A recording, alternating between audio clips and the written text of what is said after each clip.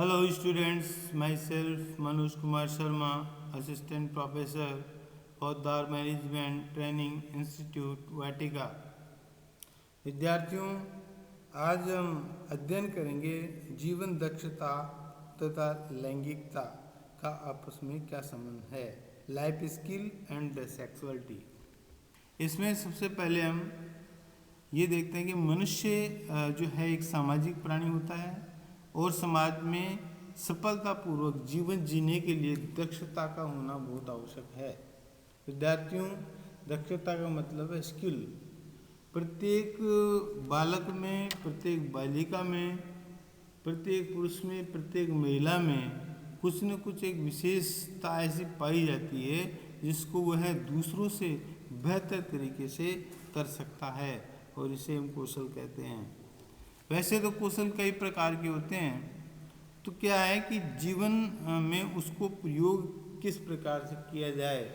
तो ये कहा गया विद्वानों ने कि जीवन की दक्षता तथा शिक्षा के मध्य गहरा संबंध है। यानी बिना शिक्षा के अगर कोई कौशल सीखना चाहे तो हो सकता है कि 10% व्यक्ति ऐसे हों जो सीख जाते हैं, लेकिन 90% आज भी हमारे भारत में ऐसे व्यक्ति हैं जो बिना कौशल के उनको नहीं कर सकते, कार्यों को नहीं कर सकते। व्यक्ति के भीतर निहित अंदर जो है, जो उसके अंदर स्किल है, वो सभी दक्षताओं और कुशलताओं को शिक्षा के द्वारा बाहर निकाला जाता है। विद्यार्थियों, आपने अगर विचार किया हो कभी, तो ये आपने सोचा होगा कि मनोविज्ञान का अध्ययन बीएड पाठ्यक्रम में क्यों रखा गया है। तो मैं आज बताऊं आपको कि बीएड का पाठ्यक्रम इसलिए रखा जाता है ताकि प्रत्येक विद्यार्थी की मानसिक और शारीरिक स्थिति को समझकर और उसके अंदर की आंतरिक स्किल को यानी कौशल को समझकर वह उसको मोटिवेट करे, उसकी तरफ जो है उसको बढ़ावा दे, उसे अवसर प्रदान करें, उसे उसके बारे में दूसरे को समझाएं, दूसरे को बताएं, घर वालों से बात करें। तो इस प्रकार से एक शिक्षक की जिम्मेदारी भी होती है कि ये अगर विशेष दक्षता बालक के अंदर होती है तो वह बचपन से ही नजर आती है। राजस्थान में कहावत है कि हूर हार वीर वान के दीग चीकने पात।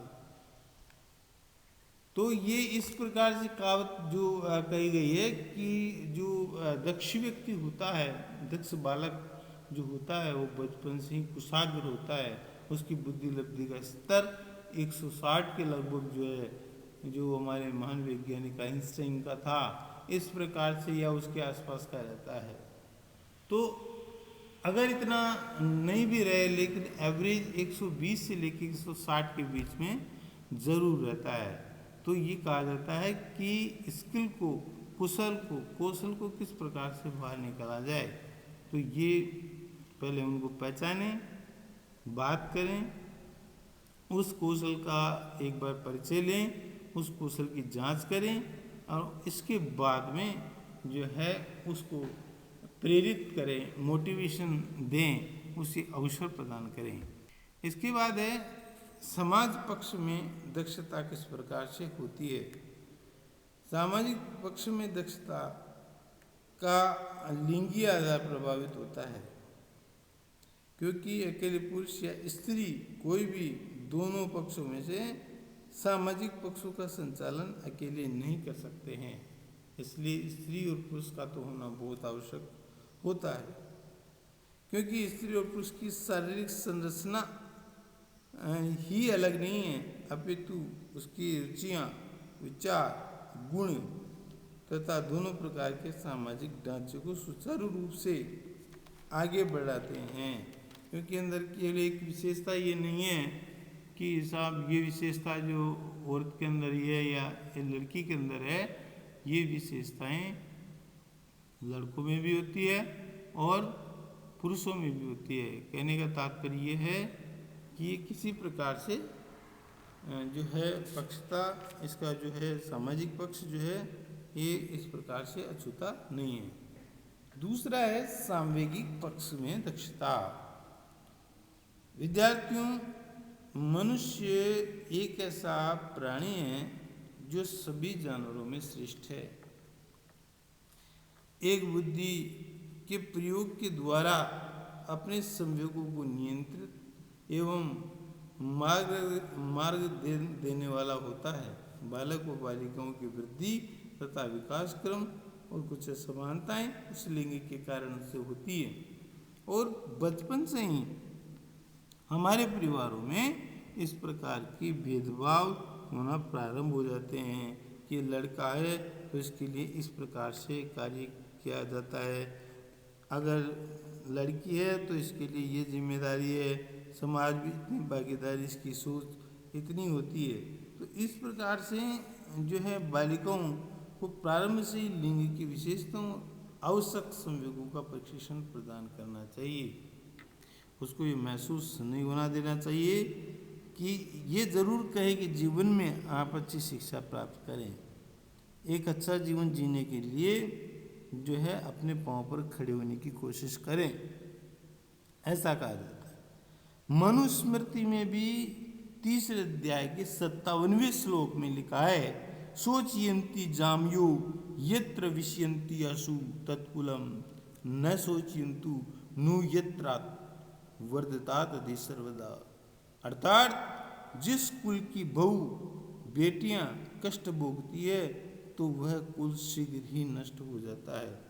ये विद्यार्थियों, ये बात मनुस्मृति में कही गई है। तो इस कारण से जो है जो लड़कियों के प्रति गलत निर्णय नहीं ले, विवाह के समय उनकी इच्छा को पूछना जरूरी है, उसकी जो है जीवन में किसी भी प्रकार का निर्णय लेने से पूर्व उसको शामिल करना जरूरी होता है। अब है आर्थिक पक्ष में दक्षता। विद्यार्थियों, आर्थिक पक्ष में दक्षता का तात्पर्य है कि मनुष्य अपने जीवन की मूलभूत सभी विलासितापूर्ण और आवश्यक वस्तुएं आर्थिक जीवन दक्षता प्राप्त किए बिना नहीं रह सकता।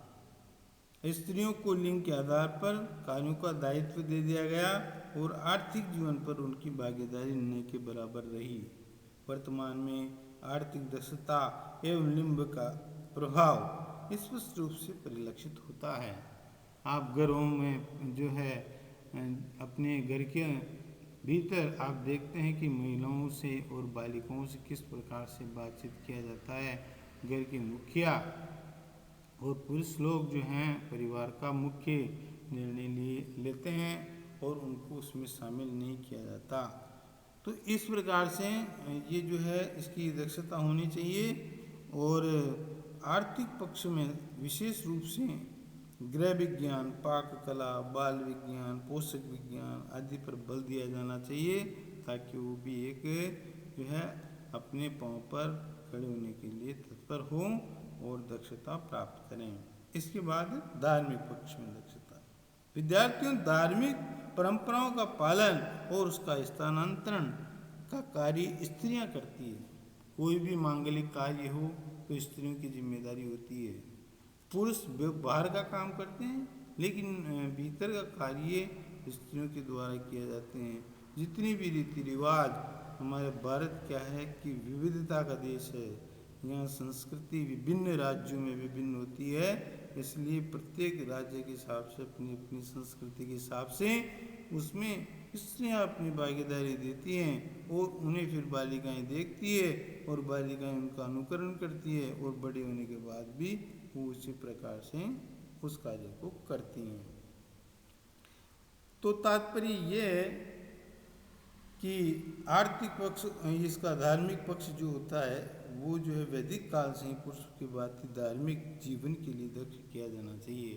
पूजा पाठ पर पाबंदी न हो, मंदिर जाने पर पाबंदी न हो, किसी प्रकार से जो है और कार्य अगर धार्मिक कार्यों में अगर सम्मिलित होना चाहे तो उसके लिए किसी प्रकार की कोई जो है बंदिश नहीं होनी चाहिए। इस प्रकार से ये कहा गया है।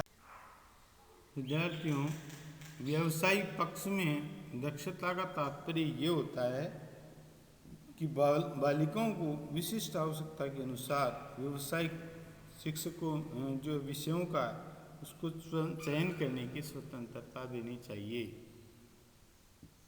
क्या वह पढ़ना चाहती है, प्रोफेशनल कोर्स क्या करना चाहती है, कंप्यूटर करना चाहती है, सिलाई कढ़ाई बुनाई इत्यादि करना चाहती है, आर्ट एंड क्राफ्ट करना चाहती है, वह किसी अन्य यूजीसी एग्ज़ाम्स को फाइट करना चाहती है, या सरकारी नौकरी करना चाहती है, या कोई व्यवसाय करना चाहती है, तो इसका जो है उसको स्वतंत्रता देनी चाहिए। क्योंकि जब तक महिलाएं और ये लड़कियां जो है स्वावलंबी नहीं बनेगी तो भारत की प्रति व्यक्ति आय में वृद्धि नहीं होगी और भारत इस प्रकार से जो है आगे नहीं बढ़ पाएगा। केवल इन मिथ्या विचारों को कि केवल स्त्रियां घर पर ही काम कर सकती हैं और दूसरी जगह उस कार्य करने का कोई जो है उसको अवसर नहीं दिया जाना चाहिए, तो ये ठीक नहीं है। इसके बाद कहते हैं सांस्कृतिक पक्ष में दक्षता। पुरुषों की अपेक्षा सांस्कृतिक विरासतों का संरक्षण तथा स्थानांतरण कार्यों का संपन्न जो है औरतों के द्वारा किया जाता है। औरतों का अनुकरण घर में छोटी लड़कियां करती है, दोनों मिलकर वह उसको जो औरत होती है जो घर में माँ होती है वो अपनी बेटी को पुत्री को इसी प्रकार से रीति और रिवाजों को समझाती है। जो है प्रारंभ से ही उस बालिका के मन में इस प्रकार की भावनाएं उदित होती हैं और वह बड़ी होने के बाद में भी उसके बाल मन में घर कर जाती हैं। विद्यार्थियों, मनोविज्ञान के अनुसार जो बचपन में जो कार्य किए जाते हैं जैसे कि ये नाना नानी दादी दादा उनके द्वारा बताई गई कहानियाँ, उनके द्वारा बताई गई बात जो है वह अपने जीवन में बहुत ज़्यादा फॉलो करने की कोशिश करती हैं। तो ये एक बेहतर पक्ष मैं आपके समक्ष रख रहा हूँ वर्तमान की स्थिति को देखकर कि उनको लड़कियों से उनके लिए समय निकालें, बात करने की कोशिश करें, कोई समस्या हो तो उसे जानने की कोशिश करें।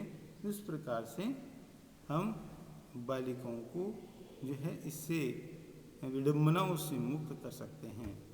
इसके बाद में राजनीतिक पक्ष में, राजनीतिक पक्ष में महिलाओं की प्रधानता पुरुषों के वर्चस्व पर रही है।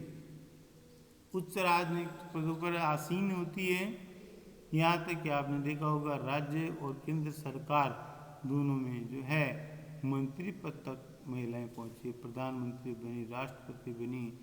तो इस प्रकार से आप अपनी बालिकाओं को किसी प्रकार से रोकने की कोशिश नहीं करें। इस क्षेत्र में उसका जो कार्य या कौशल सबसे ज़्यादा है उस कार्य को उसे स्वयं करने देना चाहिए। फिर राष्ट्रीय एवं अंतर्राष्ट्रीय पक्ष में दृष्टता, इसमें स्त्रियों में करुणा, प्रेम, त्याग और अग्रदूत माना जाता है। इसका बहुत ज़्यादा संवेदनशील होती है स्त्रियाँ, बालिकाएं। वर्तमान में वैश्वीकरण, उदारीकरण, संचार, सूचना क्रांति, इतना जो है इतना कुछ बदलाव भारत में जब आ रहा है तो स्त्रियों के को ही क्यों रोका जा रहा है? उनको आगे बढ़ने का अवसर दिया जाना चाहिए और वो आगे बढ़कर और इस संदर्भ में कार्य करें और न सिर्फ कार्य करें बल्कि अपने माता पिता का नाम रोशन करें। इस विद्यालय में पढ़ते उस विद्यालय का नाम रोशन करने की कोशिश करें। फिर से एक बार जो है हम जीवन की दक्षता, कौशल और जो है स्त्रियों के मुद्दे को लेकर आपके सामने हाजिर होंगे। तब तक के लिए हैव ए नाइस डे।